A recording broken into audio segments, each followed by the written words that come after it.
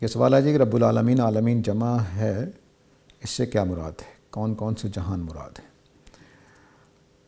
عالمین جو ہے وہ عالم کی جمع ہے، اور ہمارے ہاں اس کے بہت سارے معنی بیان کیے جاتے ہیں کہ سارے جتنے بھی جانور ہیں ان کا الگ الگ عالم ہے. اسی طرح ہمارے 7 آسمان زمینیں جو ہیں وہ الگ الگ عالم ہیں. تو انسانوں کا الگ عالم، سبزیوں کا الگ عالم، جس کو کنگڈم آف اینیملز یا کنگڈم آف ہیومنز اس طرح کر کے بولیں گے، تو اس معنی میں لیا جاتا ہے. لیکن یہاں یہ اس معنی میں نہیں آیا، بلکہ یہ میرے اور آپ کے بارے میں، جیسے ہم دنیا بولتے ہیں نا، دنیا والے، تو دنیا کا جو مفہوم ہے وہی مفہوم عالمین کا ہے. یہاں غالب مفہوم انسانوں کا ہے. ہم انسانوں کے ساتھ چونکہ بات ہو رہی ہے، باقی عالم زیر بحث نہیں ہے، اس جگہ پہ زیر بحث نہیں ہے. ویسے قرآن میں زیر بحث ہے، وہ رب السماوات والارض ہے.